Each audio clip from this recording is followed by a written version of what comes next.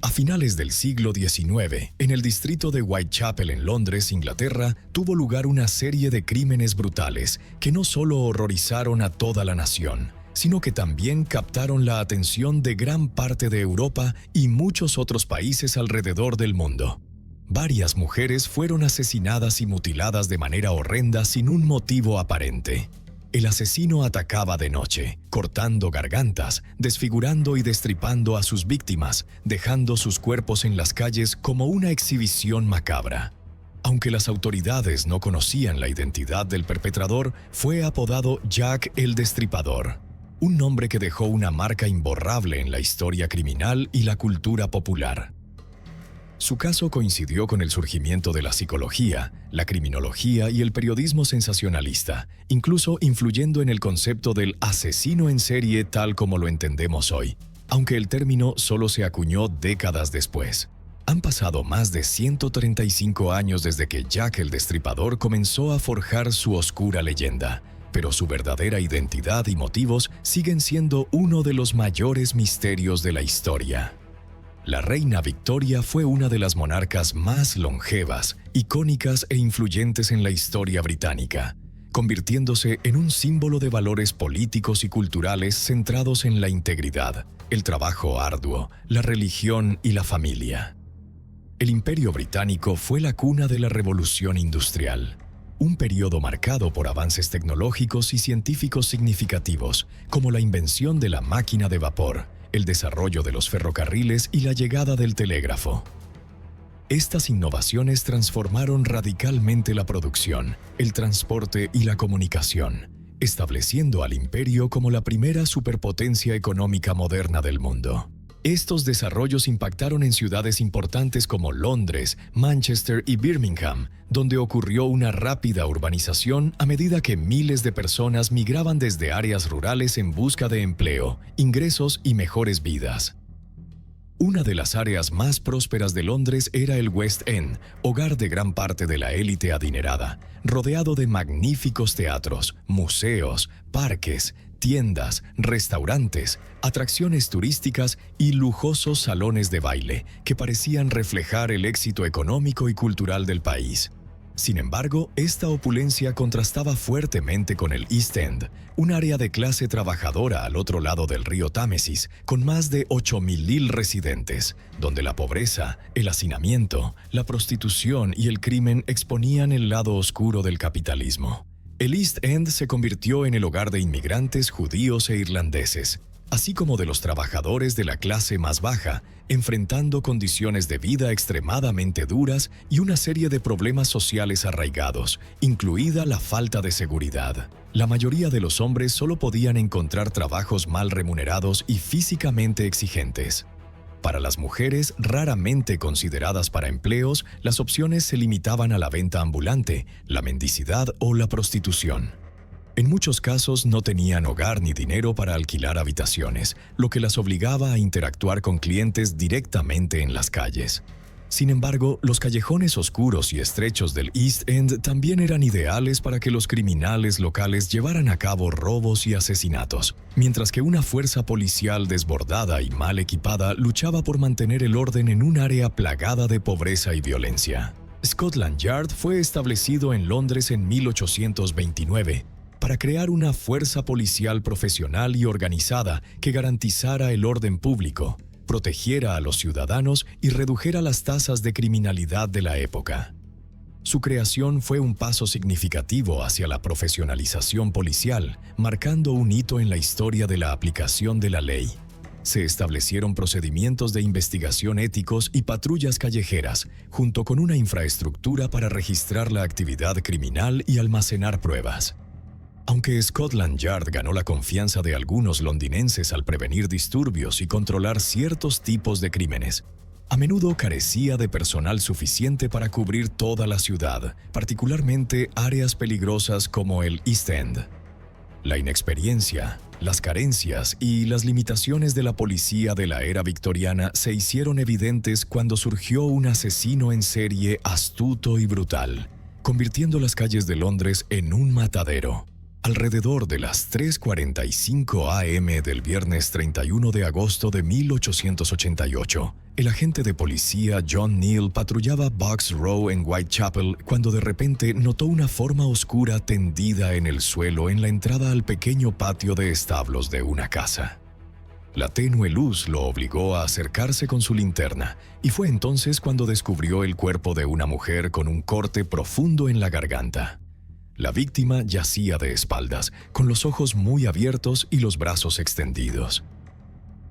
John Tain, otro agente que patrullaba Box Row esa noche, llegó al lugar. Tras un breve intercambio con su colega, fue a buscar a un médico para que examinara el cuerpo. Mientras tanto, apareció el agente Jonas Misen, alertado por dos trabajadores que habían encontrado el cuerpo antes.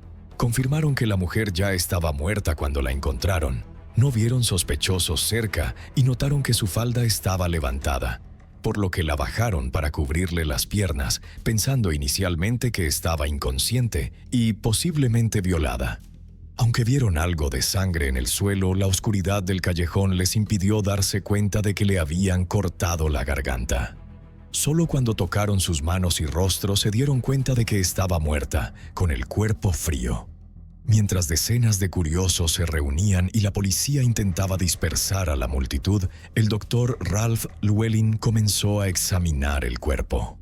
La víctima tenía 2 cortes limpios en la garganta, uno de los cuales era tan profundo que llegaba a las vértebras.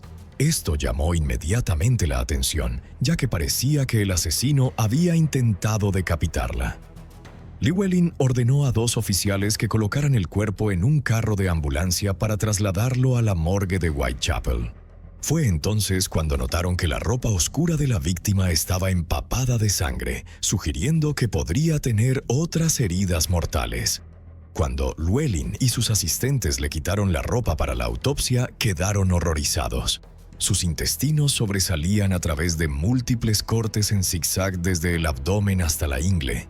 Su estómago estaba completamente desgarrado y había 2 heridas de puñal en la vagina. Llewellyn también notó varios moretones en la mandíbula derecha, posiblemente causados por los dedos del asesino sujetándole la boca durante el ataque. Los 2 cortes en la garganta iban de izquierda a derecha, realizados desde el frente. Finalmente, el doctor concluyó que la víctima fue estrangulada hasta la muerte. Y todos los cortes se infligieron post-mortem por una persona zurda que usó un cuchillo largo y extremadamente afilado. Estimó que la muerte ocurrió unos 30 minutos antes de que se encontrara el cuerpo y no había signos de agresión sexual. Mientras tanto, los investigadores encontraron una marca en la ropa interior de la víctima que indicaba que provenía del asilo de pobres de Lambeth. Fueron allí. Interrogaron a los residentes y una mujer accedió a acompañarlos a la morgue, donde identificó el cuerpo como Mary Ann Nichols, de 43 años, conocida como Polly en el vecindario. Nichols había estado casada, tenía 5 hijos y vivía en un apartamento en Londres. Pero tras descubrir la infidelidad de su esposo, se volvió alcohólica, abandonó a su familia y vagaba para ganar dinero. A menudo dormía en casas de huéspedes o refugios en la zona, aunque a veces pasaba las noches al aire libre. A las 2:30 a.m. del día del asesinato, Ellen Holland, su compañera de habitación, la vio borracha en Osborne Street y Whitechapel Road. A pesar de intentar convencerla de volver a su alojamiento, Nichols se negó, diciendo que esperaría a un hombre que le comprara un trago y la llevara a un refugio. Desde entonces se desconocía su paradero. Incluso en un lugar peligroso como el East End, este fue un crimen excepcionalmente brutal, aunque no el primero. Casi 5 meses antes, en las primeras horas del 3 de abril de 1888, una prostituta llamada Emma Elizabeth Smith, de 45 años, llegó tambaleándose a su alojamiento, pidiendo ayuda tras ser atacada y robada por 2 hombres en Osborne Street. Fue llevada a un hospital, pero murió al día siguiente por una infección causada por graves heridas internas, infligidas cuando los asaltantes le introdujeron un objeto contundente en la vagina. A pesar de que la policía interrogó a más de 100 personas y buscó a los culpables, todos los esfuerzos fueron infructuosos. Unas semanas antes del asesinato de Nichols, en las primeras horas del 7 de agosto, se encontró el cuerpo de una mujer llamada Martha Tabram, de 39 años, fuera de los edificios de George Yard. Había sido apuñalada más de 40 veces, incluyendo una herida en el corazón, 9 en la garganta, 5 en el pulmón izquierdo, 2 en el pulmón derecho, 5 en el hígado, 2 en el vaso y 6 en el estómago, junto con una profunda herida en el esternón. El asesino también había mutilado sus pechos y la zona genital, dejando el cuerpo tendido de espaldas con la falda levantada, aunque no se encontraron pruebas de agresión sexual. Tabram trabajaba frecuentemente como prostituta en las oscuras calles de Whitechapel y la noche del asesinato fue vista con un cliente que, según un testigo, estaba vestido como soldado. A pesar de que los investigadores interrogaron a numerosos soldados en Londres, este individuo nunca fue identificado. Los brutales asesinatos de Emma Elizabeth Smith y Martha Tabram sin duda causaron ansiedad entre el público. Pero cuando se encontró el cuerpo de Mary Ann Nichols el 31 de agosto, completamente destripado, el caso atrajo aún mayor atención.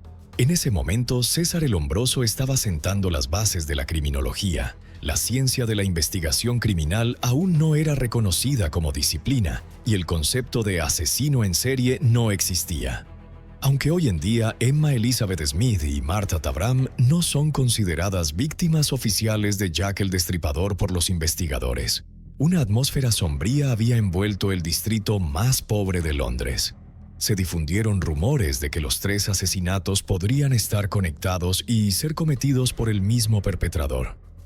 Los investigadores de Scotland Yard interrogaron a numerosas prostitutas que frecuentaban las casas de huéspedes donde Mary Ann Nichols se hospedó en sus últimos días. Supieron de una extraña figura conocida por amenazar y atacar a prostitutas en la zona, apodada delantal de cuero por las víctimas, porque siempre llevaba un delantal de cuero. Según los rumores, usaba este delantal porque era zapatero. El sábado 1 de septiembre de 1888, cuando el asesinato de Nichols apareció en todos los periódicos, delantal de cuero fue mencionado por primera vez como el principal sospechoso, y surgieron especulaciones de que también podría ser responsable de las muertes de Emma Elizabeth Smith y Martha Tabram. El Sunderland Daily publicó: mujeres en circunstancias similares a la víctima informan de un hombre conocido como delantal de cuero que ha atacado repetidamente a mujeres indefensas y desamparadas. Su método, según los informes, es atraerlas a una casa con promesas de pago, luego robarles sus escasas posesiones y dejarlas moribundas. El Star, uno de los periódicos más sensacionalistas, publicó una pieza más alarmante: un asesinato repugnante. Otra mujer horriblemente mutilada en Whitechapel. Los crímenes horrendos de un asesino maniático. En esa época, los periódicos y panfletos florecieron debido al aumento de las tasas de alfabetización y los costos de impresión más baratos, coincidiendo con el auge del periodismo sensacionalista. Tras el asesinato de Mary Ann Nichols, rápidamente se convirtieron en el centro de atención, incluso realizando sus propias investigaciones para alimentar el frenesí público. En los días siguientes, numerosos artículos mencionaron a delantal de cuero y los crímenes que se le atribuían. Pero el artículo publicado el 5 de septiembre en el Star fue el más impactante. Delantal de cuero, el único nombre ligado a los asesinatos de Whitechapel. Un terror silencioso a medianoche.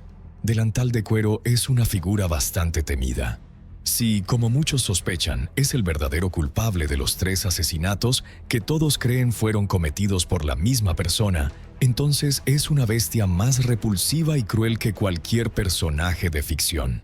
Ha estado en Whitechapel durante mucho tiempo, imponiendo su autoridad a través del miedo sobre las mujeres desamparadas que salen a las calles después de medianoche. Es exactamente como un personaje inventado por un novelista, hasta el punto de que las historias de las prostitutas de Whitechapel sobre él suenan como ficción de terror. Notablemente, todas las descripciones eran consistentes en sus detalles. Desde el último asesinato, el nombre delantal de cuero se mencionaba constantemente a los reporteros. Su apariencia era aterradora, infundiendo miedo en las mujeres que lo describían. Sus ojos eran pequeños y brillantes, sus labios a menudo entreabiertos en una sonrisa que no solo era inquietante, sino completamente repulsiva. Era zapatero, pero no trabajaba, ganándose la vida extorsionando a mujeres a altas horas de la noche. En Whitechapel, algunos hombres se dedicaban a este oficio. Siempre llevaba un cuchillo afilado para cortar cuero y muchas mujeres lo habían visto. Nadie conocía su nombre, pero la gente creía que era judío o de ascendencia judía, con un rostro que presentaba rasgos judíos distintivos. Pero la característica más llamativa de este hombre y el factor clave para identificarlo era la afirmación de que se movía sin hacer ruido. Nadie sabía qué llevaba en los pies, pero las mujeres coincidían en que se desplazaba silenciosamente, y nadie notaba su presencia hasta que estaba muy cerca. Aunque las autoridades comenzaron a investigar a la misteriosa figura conocida como delantal de cuero, y muchos oficiales creían que podría ser el asesino, no había evidencia ni declaración oficial que lo confirmara. Mientras tanto, la prensa seguía publicando artículos alarmantes. El jueves 6 de septiembre, el Star escribió: "El miedo infundido por el asesino de la señora Nichols en el vecindario, especialmente entre sus colegas, no ha disminuido. Muchas que deambulan por las calles soportan el terror de delantal de cuero cada noche". Anoche, uno de nuestros reporteros visitó una casa de huéspedes para mujeres solteras en Flower and Dean Street, uno de los lugares más oscuros y aterradores de Whitechapel. La casa permanece abierta hasta la 1 a.m. y reabre a las 5 a.m. Cada noche, 66 mujeres pagan 4 peniques por un lugar para dormir. El propietario, que posee varias casas de huéspedes similares en la zona, relató historias horrendas sobre el hombre ahora considerado el terror del East End.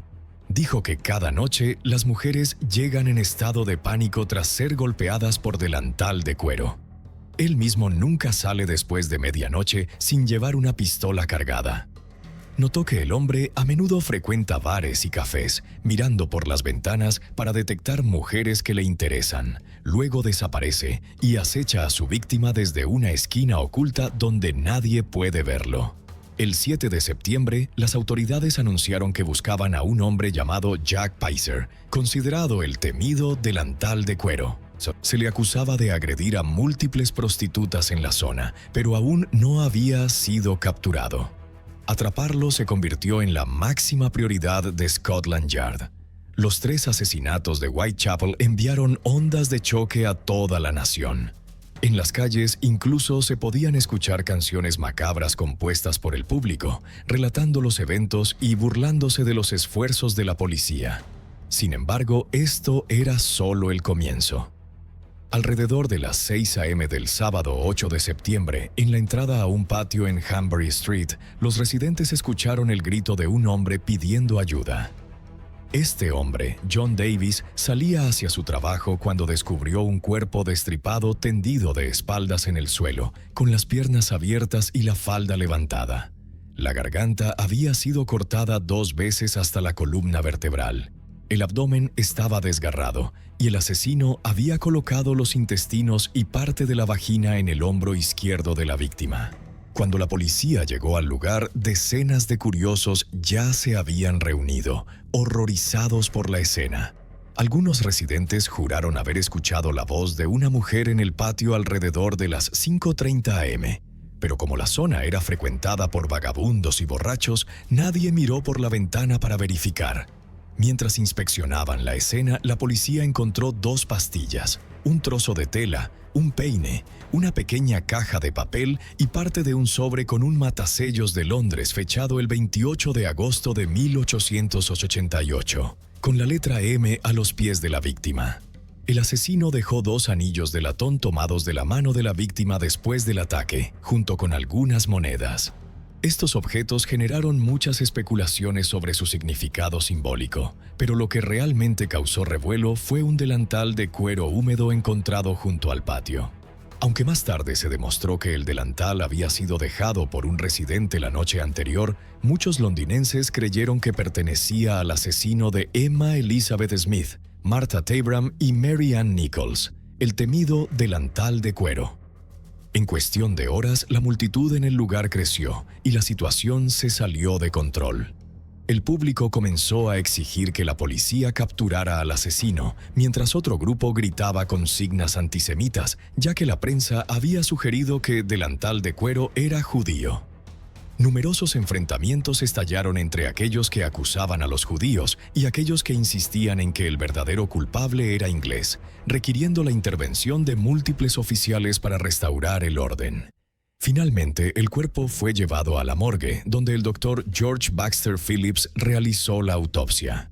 Más allá de las horrendas heridas en el cuello y el abdomen visibles de inmediato, el asesino había extraído la vagina, los ovarios y parte de la vejiga de la víctima. Aún más aterrador, el útero no se encontraba por ninguna parte. El doctor concluyó que el perpetrador probablemente tenía conocimientos médicos y experiencia, ya que extraer este órgano era altamente complejo, especialmente en un callejón oscuro. Aunque la víctima mostraba signos de lengua hinchada y asfixia, la causa de muerte se registró como desmayo debido a una grave pérdida de sangre por el corte en la garganta con un cuchillo afilado, nuevamente de izquierda a derecha.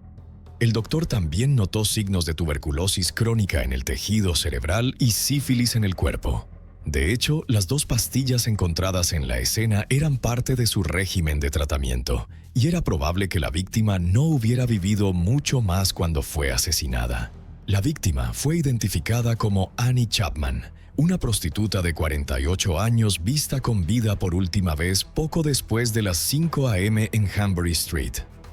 La testigo Elizabeth Long afirmó que Chapman estaba con un hombre de unos 40 años, de complexión promedio, con cabello oscuro, vestido con un abrigo largo y una gorra de cazador, pero no se observó ningún delantal de cuero. Como otras mujeres asesinadas en Whitechapel, Chapman luchaba diariamente para ganar dinero para un lugar donde dormir, pero a menudo lo gastaba en alcohol y tenía que dormir en las calles. Para entonces, la noticia se había extendido globalmente. Un día después de la muerte de Annie Chapman, el New York Times publicó un artículo mordaz. El asesino de Whitechapel mató a su 4ª víctima esta mañana y aún no ha sido descubierto ni identificado.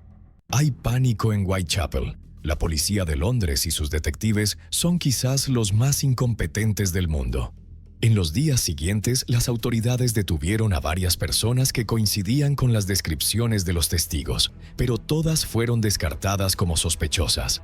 A pesar de centrarse en encontrar al culpable, una gran pregunta para los investigadores era por qué el asesino cometía estos crímenes.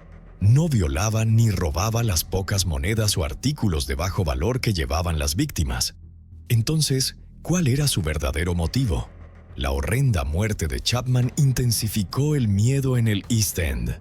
Aunque la mayoría de los residentes optaban por quedarse en casa por la noche, algunos comenzaron a patrullar los callejones en grupos para cazar al asesino. Esta iniciativa causó más problemas que soluciones, ya que las personas comenzaron a acusarse mutuamente sin pruebas. El lunes 10 de septiembre, los investigadores finalmente capturaron al hombre al que muchas mujeres llamaban delantal de cuero. Jack Pizer, un zapatero que vivía en el número 22 de Mulberry Street. Jack acompañó a los oficiales a la comisaría, donde insistió en que no era el asesino.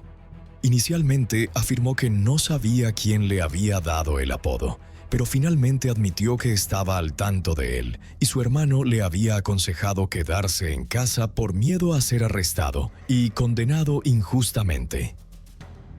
Expertos de Scotland Yard realizaron pruebas químicas en el delantal y varios cuchillos para cortar cuero encontrados en su casa, pero no se detectaron rastros de sangre. También verificaron que Jack tenía coartadas sólidas para los momentos de los asesinatos de Mary Ann Nichols y Annie Chapman, por lo que fue liberado después de 2 días. Aunque pudo haber tenido altercados con prostitutas en la zona, vecinos y familiares describieron a Jack como una persona más bien reservada. La policía continuó enfrentando acusaciones de incompetencia, a pesar de utilizar todos los recursos disponibles para resolver el caso. Muchos oficiales se infiltraron, patrullando las oscuras y peligrosas calles del East End, esperando detectar algo sospechoso o encontrar pistas sobre el asesino. Realizaron redadas, interrogatorios y aumentaron la vigilancia, pero todos los esfuerzos fueron en vano. Poco después, un carnicero sueco llamado Josef Isenschmidt fue arrestado por la policía. Sufría de una grave enfermedad mental. A menudo salía con un delantal cubierto de sangre animal y se comportaba de manera extraña. Unos días después, un barbero alemán llamado Charles Ludwig también fue arrestado por agredir a una prostituta e intentar apuñalar a otra persona en un bar. Los oficiales esperaban que uno de estos hombres fuera el temido asesino de Whitechapel, pero pronto ambos fueron descartados de toda sospecha.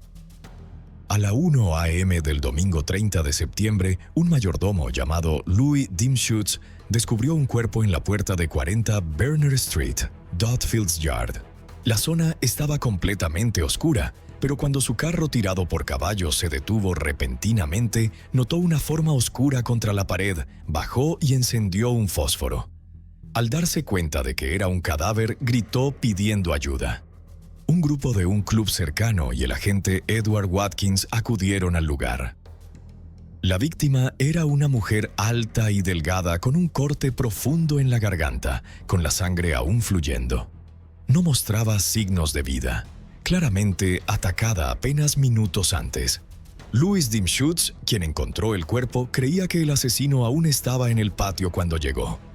Mientras una multitud observaba la horrenda escena y decenas de policías buscaban al sospechoso en la zona, algunos reconocieron a la víctima como Elizabeth Stride, una prostituta de 44 años.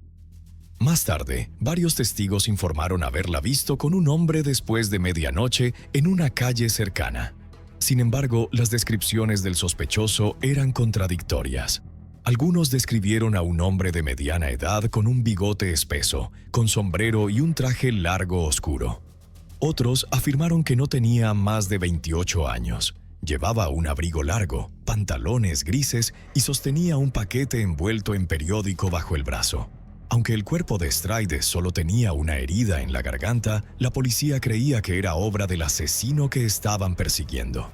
Probablemente, Louis Dimschutz lo interrumpió cuando llegó a Berner Street, obligando al atacante a huir.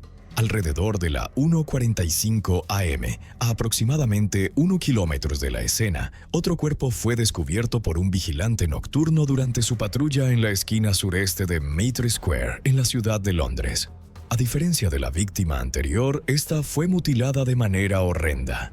El asesino le había cortado la garganta casi hasta el punto de la decapitación. Desfiguró el rostro con 2 cortes diagonales en las mejillas, dejando un pedazo de piel triangular. Cortó la punta de la nariz, rebanó a lo largo de los párpados y los labios. El abdomen de la víctima fue abierto hasta la vagina, con los intestinos colocados en el cuello y un hombro. Otra herida notable fue en la cabeza, dejando la oreja colgando de un pedazo de piel. Cuando el cuerpo fue llevado a la morgue, fue identificado como Catherine Eddowes, de 46 años, quien horas antes había sido detenida en la estación de Bishopsgate por embriaguez. Eddowes había estado bebiendo todo el día hasta que 2 transeúntes informaron de una mujer ebria tirada en la calle frente al número 29 de Aldgate. Un oficial la llevó a la estación y la encerró en una celda hasta que estuviera lo suficientemente sobria para mantenerse en pie. Eddowes se recuperó después de medianoche, exigió ser liberada y salió de la estación a la 1 a.m. del 30 de septiembre, dirigiéndose hacia Mitre Square, probablemente para encontrar un pub y seguir bebiendo. Algunos testigos la vieron con un hombre de complexión promedio, que llevaba un abrigo largo, sombrero y escondía algo bajo su ropa.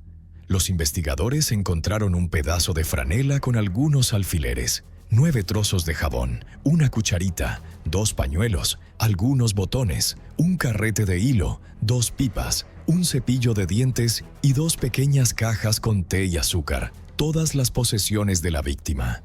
La autopsia realizada por el Dr. Frederick Gordon Brown reveló que la arteria renal estaba cortada y el riñón izquierdo había sido cuidadosamente extraído, pero no estaba en la escena. El asesino también extrajo el útero, pero no se lo llevó. Brown concluyó que la víctima murió por pérdida de sangre después de que le cortaran la garganta. con la herida infligida desde el frente usando un cuchillo afilado de izquierda a derecha, consistente con los casos anteriores. Aunque los informes forenses sobre Annie Chapman y Catherine Eddowes, realizados por los doctores George Baxter Phillips y Frederick Gordon Brown, sugirieron que el perpetrador podría tener conocimientos médicos debido a la precisión quirúrgica al extraer ciertos órganos, otros expertos presentes en las autopsias no estuvieron de acuerdo. Unas horas después de que se encontrara el cuerpo de Eddowes, alrededor de las 3 a.m., surgió una nueva pista en un callejón cerca de Goulston Street. Era un pedazo del delantal de la víctima, húmedo con sangre y manchado con heces. Justo encima, en la pared, había un mensaje escrito con tiza. Los Jews son los hombres que no serán culpados por nada. Dice esta. Este descubrimiento planteó un dilema para la policía, ya que en unas horas los comerciantes instalarían puestos en la zona y el mensaje antisemita podría desencadenar disturbios. Fotografiar la pared requería esperar hasta la mañana para tener luz solar, pero el comisario de la Policía Metropolitana, Charles Warren, considerando que era una coincidencia, no quiso correr el riesgo. A las 5 a.m., él personalmente borró el mensaje para evitar problemas, a pesar de que algunos oficiales lo desaconsejaron, ya que podría ser una pista dejada por el asesino. Aunque el mensaje fue copiado en un cuaderno, claramente no podía reemplazar la escritura del autor. Otro detalle peculiar fue un racimo de uvas en la escena del asesinato de Elizabeth Stride. Algunos periódicos de la época afirmaron que ella lo sostenía cuando se encontró su cuerpo, mientras que otros decían que estaba en el suelo, no muy cerca. Esta pista despertó curiosidad porque las uvas no eran un alimento común en el East End debido a su alto costo. Algunos especularon que el asesino podría haber usado uvas para atraer a las víctimas, pero otros investigadores creían que era una coincidencia y no estaba relacionado. De hecho, el doctor George Baxter Phillips, quien examinó el cuerpo de Annie Chapman y luego realizó la autopsia de Stride, afirmó que no encontró rastros de fruta en su estómago, solo queso, papas y harina parcialmente digeridos. El doble asesinato en las primeras horas del 30 de septiembre desconcertó a la policía. Si efectivamente era el mismo perpetrador, había matado audazmente a 2 mujeres con solo 45 minutos de diferencia. Los investigadores creían que después de ser interrumpido mientras atacaba a la primera víctima en Berners Street, huyó. Caminó unos 15 minutos hasta la ciudad de Londres y allí atrajo a otra mujer a Mitre Square, donde la mató y tuvo más tiempo para mutilar el cuerpo. Aunque los asesinatos de Elizabeth Stride y Catherine Eddowes no fueron reportados inmediatamente por la prensa, casi todos los ciudadanos pronto supieron de ellos. Lo que el público no sabía era que unos días antes alguien había enviado una carta amenazante, escrita con tinta roja a la Agencia Central de Noticias en Londres, fechada el 25 de septiembre de 1888, recibida el jueves 27 de septiembre, firmada como Jack el Destripador y reclamando la responsabilidad por los crímenes. La carta decía: «Estimado señor, sigo escuchando que la policía me ha atrapado, pero no me atraparán todavía. Me he reído cuando se ven tan listos y hablan de estar en el camino correcto. Ese chiste sobre delantal de cuero me hizo reír de verdad. Estoy en contra de las prostitutas y no dejaré de destriparlas hasta que me atrapen». El último trabajo fue grandioso. No le di tiempo a la dama para gritar: «¿Cómo pueden atraparme ahora? Amo mi trabajo y quiero empezar de nuevo pronto. Pronto sabrán de mí con mis pequeños juegos divertidos». Guardé algo de la cosa roja de la última para escribir, pero se puso espesa como pegamento y no puedo usarla. La tinta roja es suficiente, espero. En el próximo trabajo cortaré las orejas de la dama y las enviaré a los oficiales de policía solo por diversión. Guarden esta carta hasta que haga un poco más de trabajo. Luego publíquenla directamente. Mi cuchillo es tan bonito y afilado, quiero ponerme a trabajar de inmediato si tengo la oportunidad. Buena suerte. Suyo, sinceramente, Jack el Destripador. No me importa dar el nombre comercial. No fue lo suficientemente bueno para enviar esto antes de quitarme toda la tinta roja de las manos. Maldita sea. Sin suerte esta vez. Ahora dicen que soy doctor. La carta no especificaba un destinatario y fue inicialmente descartada por la Agencia Central de Noticias como una broma malintencionada. No se publicó en ningún medio y finalmente fue enviada a Scotland Yard el 29 de septiembre, un día antes de los asesinatos de Elizabeth Stride y Catherine Eddowes. Tras el doble asesinato del 30 de septiembre, los investigadores notaron un detalle en la carta que los inquietó. El autor amenazaba con cortar las orejas de la próxima víctima. Podría haber sido una macabra coincidencia, pero de hecho la oreja de Catherine Eddowes fue parcialmente cortada, aunque no completamente desprendida de su cabeza. El saludo de la carta Dear Boss, una forma de dirigirse considerada americana en esa época, llevó a los investigadores a sospechar que el autor podría ser de los Estados Unidos. La policía mantuvo la carta en confidencialidad, sabiendo que podría causar pánico público. No estaba claro si el asesino realmente la escribió, pero si lo hizo, se enfrentaban a un gran problema. Este individuo no tenía intención de detenerse. El lunes 1 de octubre, los periódicos finalmente informaron sobre los asesinatos de Elizabeth Stride y Catherine Eddowes. Ese mismo día, otra carta de Jack el Destripador fue enviada a la Agencia Central de Noticias. También escrita con tinta roja, decía: «No estaba bromeando cuando les di la pista, querido señor. Mañana sabrán del trabajo de Saucy Jackie. Doble evento esta vez.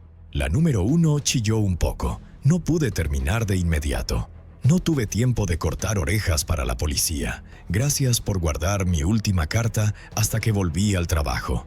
Suyo, sinceramente, Jack el Destripador». La carta no estaba fechada, pero parecía haber sido escrita el 30 de septiembre, el día del doble asesinato.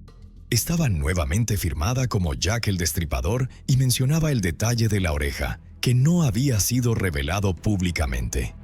Los investigadores no tenían dudas de que era del mismo autor que la primera carta. Si efectivamente era el asesino, necesitaban capturarlo de inmediato. El 2 de octubre de 1888, la primera carta, Dear Boss, fue publicada en todos los periódicos y panfletos de Londres, causando una conmoción mediática sin precedentes. La policía decidió hacerla pública para instar a los ciudadanos a ayudar a identificar la escritura o el estilo del autor, mientras demostraban sus esfuerzos para resolver el caso. Desafortunadamente, esta estrategia salió mal. La publicación solo aumentó el miedo en Londres y le dio al asesino un nombre temido, contribuyendo a su mitificación como una figura astuta y burlona. Algunos sospechaban que el autor de la carta podría ser un periodista poco ético que buscaba mantener viva la historia y aumentar las ventas de periódicos. La peor consecuencia fue que en las semanas siguientes se enviaron innumerables cartas falsas a la prensa y a la policía, complicando aún más la investigación. Algunos simplemente querían hacerse pasar por Jack el Destripador, burlarse de las autoridades o proporcionar pistas falsas sobre asesinatos inexistentes. Sin embargo, también había cartas de imitadores delirantes que amenazaban con salir a las calles y matar.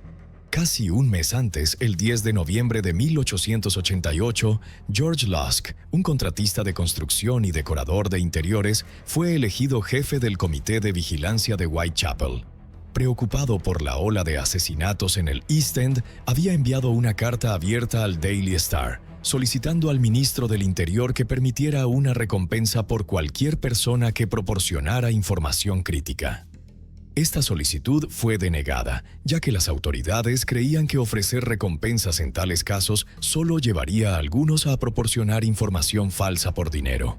Sin embargo, después de que las cartas del asesino fueron publicadas, el alcalde de Londres finalmente ofreció una recompensa de 15 millones de libras, equivalente a 500 libras en ese momento, por cualquier información que condujera a la captura de Jack el Destripador. Como todos los londinenses, Lusk estaba profundamente inquieto tras el doble asesinato del 30 de septiembre y las cartas amenazantes publicadas en la prensa. La prensa amplificó la brutalidad del asesino y nadie sabía quién era ni cómo lucía. En octubre, George Lusk confió a un cercano colaborador que pensaba haber visto a un hombre barbudo cerca de su casa y solicitó protección policial. El martes 16 de octubre recibió una carta y una pequeña caja de cartón en su hogar en Alderney Road. La carta decía: «Desde el infierno. Señor Lusk, le envío la mitad del riñón que tomé de una mujer. Lo guardé para usted. La otra parte la freí y me la comí. Estaba muy rica. Puede que le envíe el cuchillo ensangrentado que lo extrajo si espera un poco más. Firmado, Atrápeme». Dentro de la caja había efectivamente un pedazo de riñón.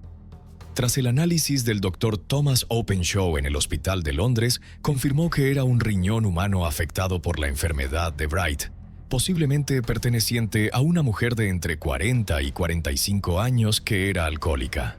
Sugirió que podría ser de Catherine Eddowes, asesinada el 30 de septiembre.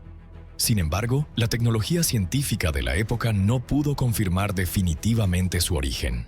Más tarde, Openshaw retractó parcialmente su informe, admitiendo que no podía determinar la edad de la víctima basándose únicamente en el riñón. Algunos creían que la carta era genuina, pero otros pensaban que el riñón podría haber sido robado de una morgue como una broma a la policía, ya que los detalles macabros del asesinato de Eddowes habían sido ampliamente publicitados. Para entonces, Scotland Yard recibía más de 100 cartas diarias. Muchas eran de bromistas que se hacían pasar por Jack el Destripador, pero la mayoría provenían de ciudadanos genuinamente preocupados por la situación en Whitechapel. Algunos expresaban sospechas sobre vecinos, amigos o familiares, aunque sin pruebas. Otros sugerían métodos para atrapar al asesino, como usar sabuesos, equipar a la policía con bicicletas, reemplazar las suelas ruidosas de los zapatos por unas de goma para un movimiento silencioso, o disfrazar a oficiales como prostitutas como cebo en el East End. Algunos incluso acusaron a Joseph Merrick, un joven que vivía en el Hospital de Londres con síndrome de Proteus, que causaba graves deformidades corporales. Esta teoría infundada afirmaba que solo alguien con una apariencia anormal podría cometer crímenes tan horrendos. Sin embargo, debido a su condición de salud, Merrick apenas podía caminar. Octubre no registró ataques vinculados al asesino, a pesar de que se detuvieron a más de 80 sospechosos. El interés público no disminuyó, sino que se intensificó. Aunque aterrorizadas, muchas prostitutas continuaban frecuentando bares y callejones en busca de clientes, ya que necesitaban dinero para alquilar una habitación por la noche. Algunas no conocían otro oficio, y Jack el Destripador no había atacado en más de un mes. Aunque tomaban precauciones viajando en grupos, escondiendo alfileres grandes o cuchillos bajo su ropa y evitando áreas oscuras, estas medidas seguían siendo altamente riesgosas. Los londinenses esperaban ansiosamente, como si todos supieran que Jack el Destripador regresaría tarde o temprano. A las 10:45 am del viernes 9 de noviembre, Thomas Bowyer llegó al número 13 de Miller's Court, Dorset Street, enviado por su empleador para cobrar el alquiler de una pequeña habitación con vista al patio, alquilada por una joven llamada Mary Jane Kelly. Al golpear la puerta sin respuesta, Bowyer miró por una ventana rota y vio un cuerpo cubierto de sangre en la cama, apenas reconocible. Alertó a su empleador y luego corrió a la calle, informando a 2 oficiales que patrullaban que esta era una nueva víctima de Jack el Destripador. Inicialmente, los oficiales solo pudieron mirar por la ventana, ya que la puerta estaba cerrada con llave. 2 horas después forzaron la entrada y se enfrentaron a una escena aterradora. Los presentes quedaron atónitos, ya que este crimen superaba en brutalidad a todos los asesinatos anteriores en Whitechapel. El cuerpo yacía en la cama, mutilado hasta el punto de estar semidesnudo, con la garganta cortada tan profundamente que llegaba a las vértebras. El abdomen estaba desgarrado de arriba a abajo con un cuchillo afilado y los órganos internos estaban esparcidos por las sábanas. Ambos pechos habían sido extraídos. Uno fue encontrado bajo la cabeza de la víctima junto con el útero, mientras que el otro estaba bajo el pie derecho, junto a intestinos colocados entre las piernas. Los brazos estaban cortados, uno casi desprendido del cuerpo. El rostro estaba destrozado en todas direcciones, con la nariz, las cejas, las mejillas y ambas orejas cortadas, desfigurándolo completamente. El muslo derecho estaba despojado de carne hasta el hueso, incluyendo parte de la vagina. El muslo izquierdo tenía heridas similares que se extendían hasta la pantorrilla. Una de las manos de la víctima estaba insertada en la caja torácica, que estaba casi vacía, y el corazón no se encontró en la escena. En una mesa junto a la cama, los oficiales encontraron pedazos de carne de los muslos y las piernas, junto con la nariz y parte de una oreja. Otros trozos de piel colgaban sueltos del marco de un cuadro en la habitación. El suelo, el techo y las paredes estaban salpicados de sangre, como si el asesino lo hubiera hecho deliberadamente. Los doctores Thomas Bond y George Baxter Phillips realizaron la autopsia. Concluyeron que la víctima murió entre las 3:30 y las 4:060 am del 9 de noviembre, por una grave pérdida de sangre tras el corte en la garganta. Las heridas fueron infligidas con un arma similar a las usadas en los asesinatos anteriores. La víctima fue identificada como Mary Jane Kelly, una prostituta de 24 años que alquilaba la habitación en el número 13 de Miller's Court. Estaba atrasada casi 6 semanas en el pago del alquiler y esa mañana el propietario John McCarthy envió a su empleado Thomas Boyer para cobrar la deuda. Los informes indicaban que la noche anterior, alrededor de las 8 p.m., Kelly fue vista hablando fuera del edificio con su exnovio Joseph Barnett, de 30 años. La pareja había vivido junta en la habitación durante casi 1 año y medio, pero unos días antes, Kelly había llevado a otra prostituta, Maria Harvey, a quedarse con ella. Ambas evitaban las calles, temiendo convertirse en víctimas de Jack el Destripador, y a menudo llevaban clientes a la habitación para tener sexo, creyendo que era más seguro.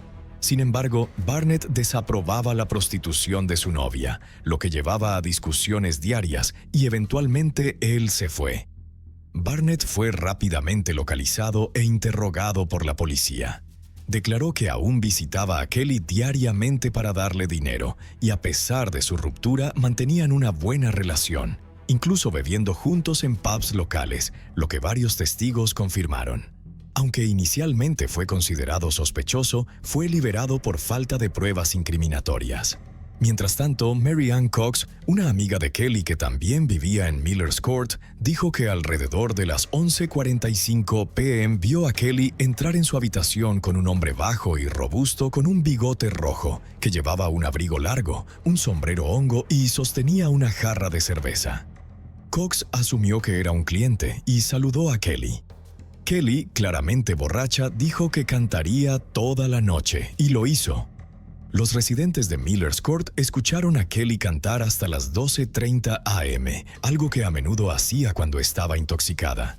Sin embargo, alrededor de las 2 am, otro testigo, George Hutchinson, afirmó haber visto a Kelly entre Commercial y Throll Streets. Kelly le pidió 6 peniques, pero él dijo que no tenía dinero. Luego la vio acercarse a un hombre parado en la esquina, al que Hutchinson acababa de pasar. Hutchinson lo describió como de unos 35 años, 1,7 metros de altura, tez clara, con cejas espesas, un bigote pequeño, cabello oscuro, vestido con un abrigo largo, sombrero, una gran cadena de oro en la cintura, un alfiler de herradura en la corbata y sosteniendo una pequeña maleta negra en la mano izquierda. Hutchinson se quedó cerca hasta las 3 am, ya que el hombre despertó sus sospechas. La presencia de un individuo bien vestido en esta área era inusual. Aunque esto llamó su atención, Hutchinson finalmente se fue sin alertar a la policía. Alrededor de las 4 am, algunos vecinos de Mary Jane Kelly escucharon a una mujer gritar «¡Asesinato!», pero nadie se acercó a su ventana para investigar. A pesar del miedo que atenazaba al East End debido a la presencia de Jack el Destripador, los residentes de Miller's Court asumieron que era solo otra pelea entre una prostituta y un cliente borracho, por lo que no le dieron importancia. Mary Ann Cox, quien vio a Kelly esa noche y vivía en el número 5 de Miller's Court, escuchó pasos en el callejón alrededor de las 6 am.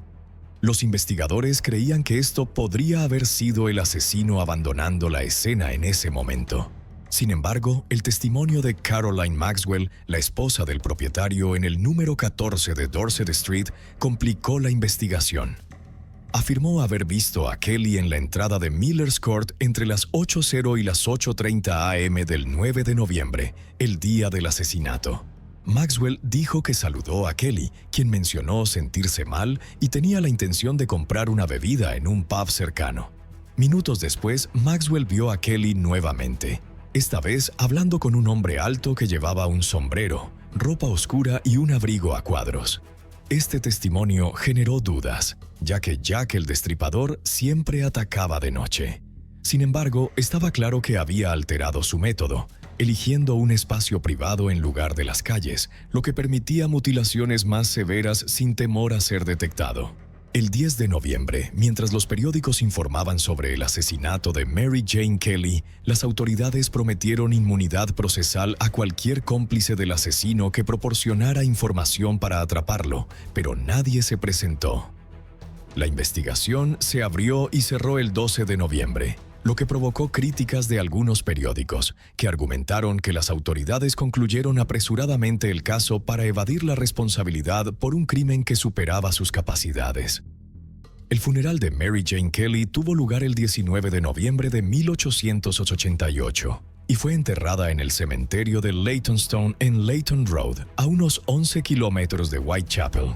Su muerte, la más horrenda en la serie de crímenes, intensificó el pánico en Londres, creando la impresión de que el asesino nunca sería atrapado, poseyendo habilidades casi sobrenaturales como un monstruo o un fantasma, y que Scotland Yard carecía de la competencia para lidiar con tal criminal. Aunque Mary Jane Kelly es considerada la última víctima de Jack el Destripador, otros casos continuaron inquietando al público, aunque los expertos afirman que no estaban relacionados con él.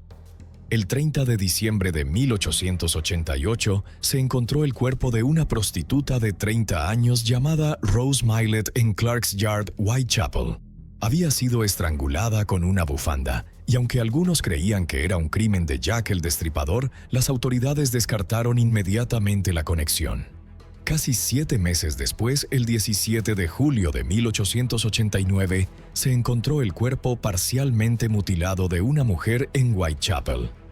Alice Mackenzie, de 40 años, tenía heridas de cuchillo en la garganta y varios cortes superficiales en el abdomen y la vagina.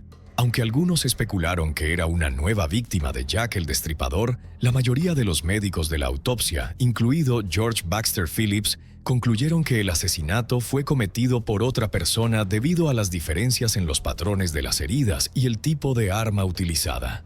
El 10 de septiembre del mismo año se encontró un torso sin cabeza en Pinchin Street, cerca de Whitechapel. A pesar de un análisis exhaustivo, no se pudo determinar si era un asesinato o un cuerpo robado de una morgue y desmembrado para investigaciones médicas y legales. Sin embargo, se concluyó que no era una víctima de Jack el Destripador, ya que el método de mutilación era diferente y no se extrajeron órganos internos. El 13 de febrero de 1891, la Policía Metropolitana fue alertada sobre un nuevo hallazgo en Swallow Gardens. El cuerpo de una mujer de 25 años, Frances Coles, yacía en la calle con la garganta cortada y múltiples heridas en el abdomen. Poco después, un marinero llamado James Sadler fue arrestado y acusado. Y aunque los oficiales estaban convencidos de que Sadler era el culpable y posiblemente Jack el Destripador, se demostró su inocencia y fue liberado. Algunos expertos enfatizaron que Frances Coles no era una víctima de Jack el Destripador, ya que sus heridas eran completamente diferentes.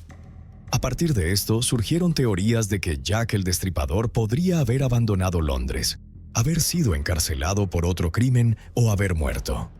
Frente a la falta de pruebas, las limitaciones de Scotland Yard y la aparente cesación de los asesinatos por parte del asesino, las autoridades de Londres se rindieron.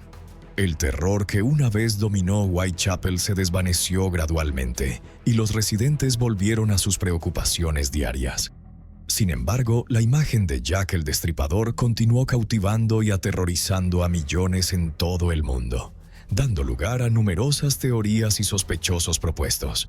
Más allá de los carniceros y cirujanos en Londres, un nombre en los archivos de Scotland Yard fue Montague John Druitt, un abogado de 31 años que se suicidó arrojándose al río Támesis poco después del asesinato de Mary Jane Kelly, la última víctima atribuida a Jack el Destripador.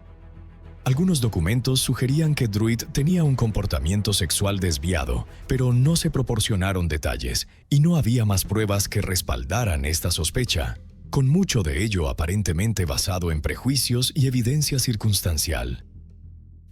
Seweryn Kłosowski, también conocido como George Chapman, un barbero polaco de 23 años en la época de los asesinatos de Whitechapel, fue sospechoso tras su arresto en 1903 por envenenar y matar a 3 esposas. Claramente era peligroso, pero su método de crimen no coincidía con el de Jack el Destripador. Aaron Kosminski, un judío polaco que vivía en Whitechapel, fue descrito por sus familiares como violento y con odio hacia las mujeres. En marzo de 1889 fue internado en un asilo mental, con informes médicos que señalaban que escuchaba voces y era controlado por otra entidad, posiblemente indicando esquizofrenia. Aunque algunos autores creen que Kosminski era Jack el Destripador, no hay pruebas que lo relacionen con los crímenes. En 2007, el autor Russell Edwards presentó ropa que supuestamente pertenecía a una víctima, y tras comparar el ADN mitocondrial con descendientes de Kosminski, afirmó que coincidía con Jack el Destripador. Sin embargo, estas pruebas fueron muy cuestionadas por la comunidad científica. Otro nombre en los archivos de Scotland Yard fue Francis Tumblety, un médico con tendencias homosexuales y odio hacia las mujeres. Tumblety fue arrestado el 7 de noviembre de 1888 por intentar violar a una mujer en la calle. Aunque fue liberado bajo fianza el 16 de noviembre, fue acusado de indecencia pública, y su juicio estaba programado para el 10 de diciembre. Sin embargo, Tumblety no se presentó, lo que llevó a que un grupo de oficiales fuera enviado a los Estados Unidos para perseguirlo. Un esfuerzo logístico significativo que levantó sospechas de que Scotland Yard podría haber descubierto demasiado tarde que Tumblety era Jack el Destripador. El 10 de febrero de 1889, William Barry, de 30 años, acudió a una comisaría en Dundee, Escocia, afirmando que su esposa se había suicidado. Cuando los oficiales llegaron a su casa, encontraron un cuerpo mutilado y 2 inscripciones en la pared. Jack el Destripador está detrás de esta puerta, y Jack el Destripador está en el sótano.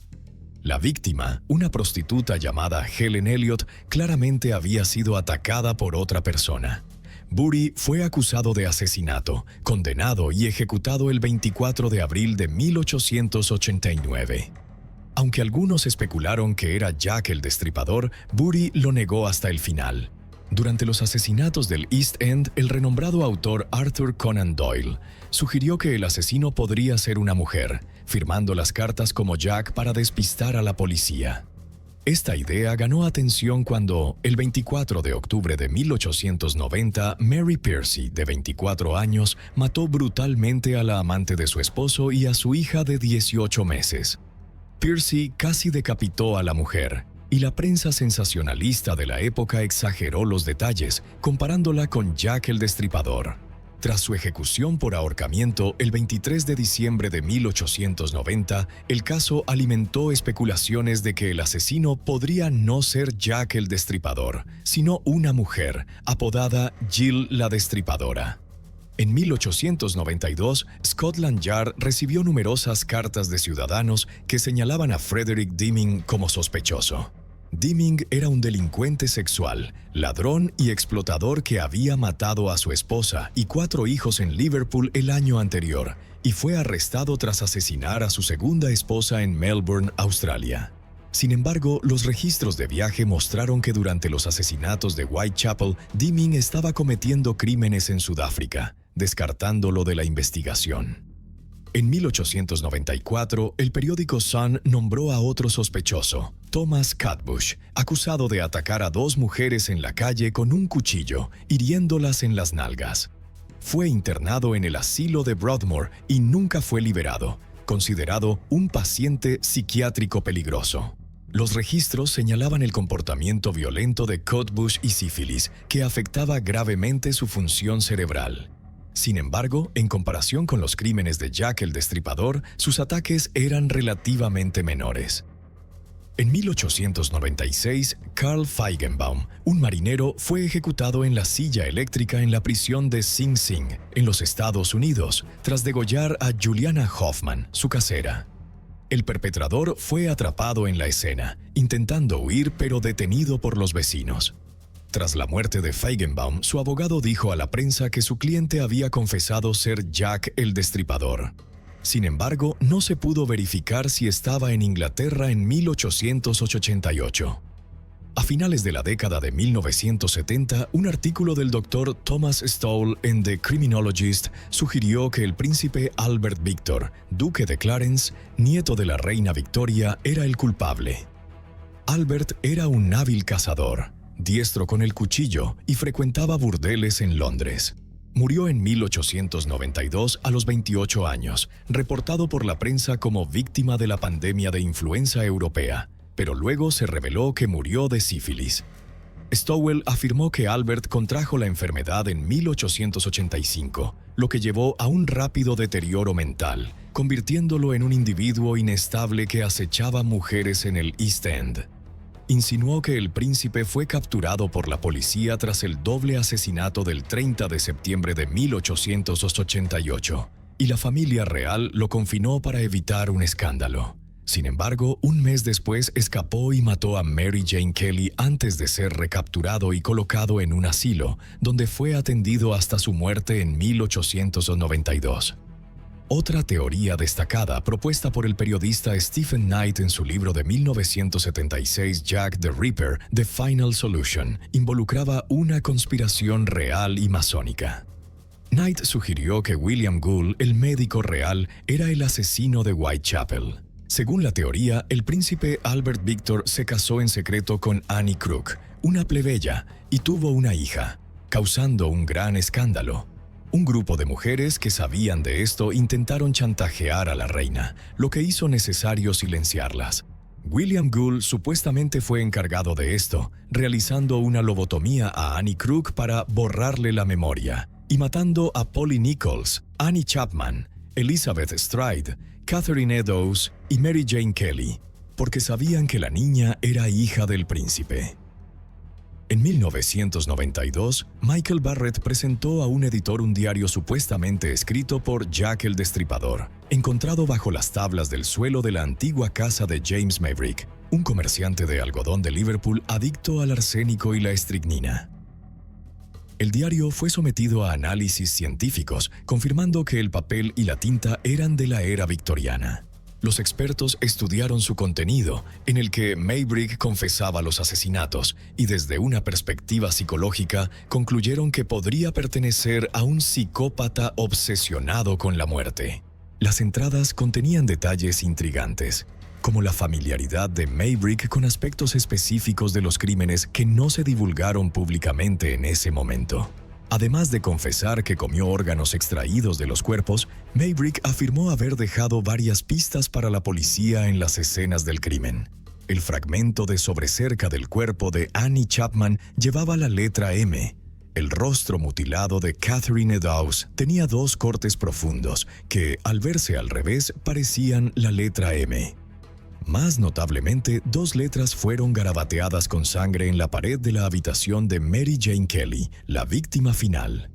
Una F y una M, que se cree representaban las iniciales de la esposa de James Maybrick, Florence Maybrick, a quien él despreciaba profundamente. Esta fotografía nunca fue publicada por la prensa hasta 1987, cuando los archivos del caso se hicieron públicos.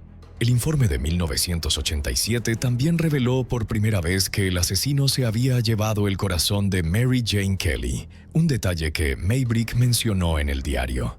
En sus entradas también afirmó que el infame apodo derivaba de su nombre, usando las primeras dos letras de James y las últimas dos de Maybrick para formar Jack. James Maybrick murió el 11 de mayo de 1889, envenenado por su esposa Florence. Ella fue condenada a muerte, pero luego fue indultada por la reina Victoria, saliendo de prisión en 1904. A pesar de las pruebas, algunos expertos cuestionan la autenticidad del diario. Otro sospechoso fue Walter Sickert, un artista británico nacido en Alemania. En el libro de Stephen Knight, Jack the Ripper, The Final Solution, sugirió que Sickert podría haber sido cómplice de William Gull. Sin embargo, en 2003, la autora estadounidense Patricia Cornwell propuso a Sickert como el único perpetrador. Sickert estaba obsesionado con Jack el Destripador, creando numerosas obras de arte inspiradas en los asesinatos, ahora expuestas en la Galería Nacional y el Museo de Arte Moderno.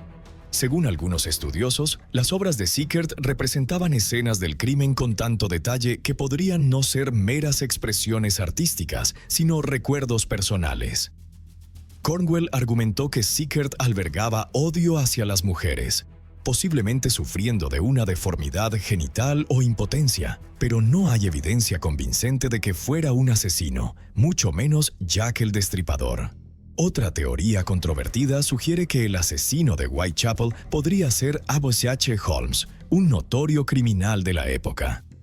El bisnieto de Holmes, Jeff Mudgett, escribió Bloodstains, afirmando que su familia poseía el diario de Holmes.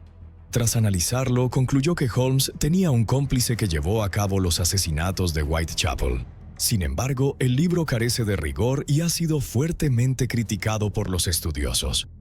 Hoy en día se cree que Jack el Destripador fue responsable de 5 asesinatos, con las víctimas oficiales siendo Mary Nichols, Annie Chapman, Elizabeth Stride, Catherine Eddowes y Mary Jane Kelly, aunque no se pueden descartar crímenes adicionales.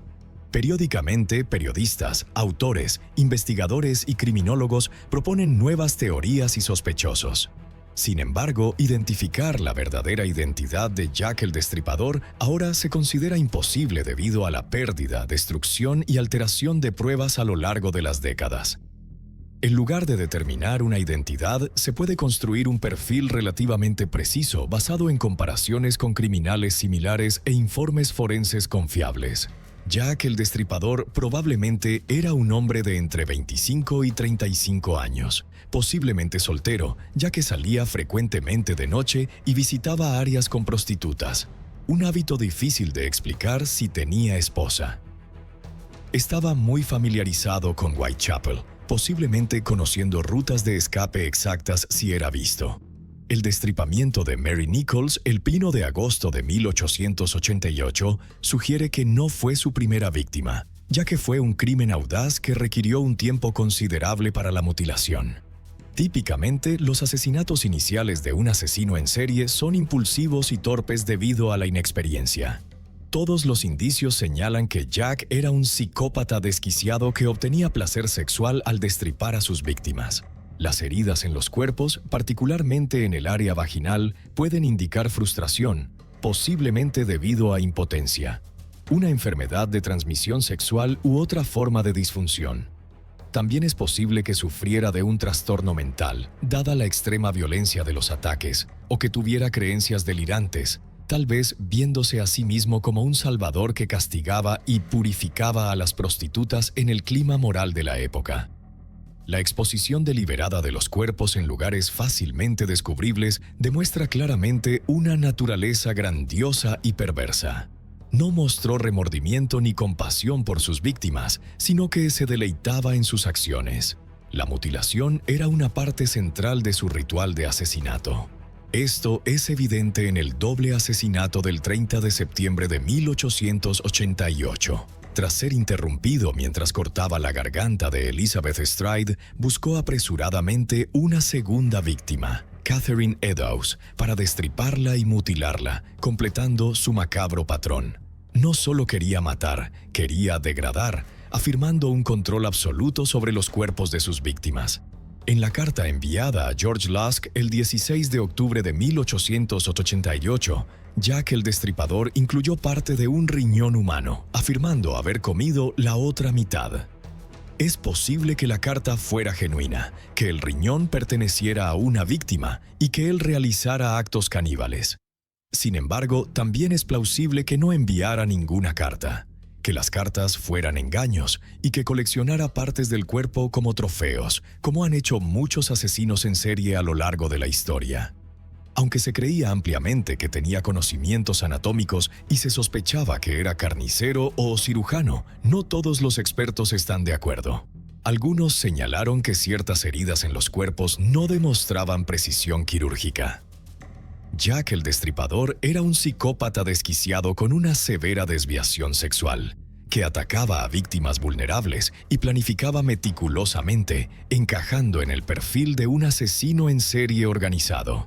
Su odio hacia las mujeres pudo haber surgido de experiencias traumáticas relacionadas con abuso, rechazo o una incapacidad para interactuar con ellas. En última instancia, si escribió las cartas publicadas en toda Inglaterra, estas sirvieron como un catalizador para su carrera criminal. El miedo que infundieron en el público probablemente satisfizo su necesidad de notoriedad.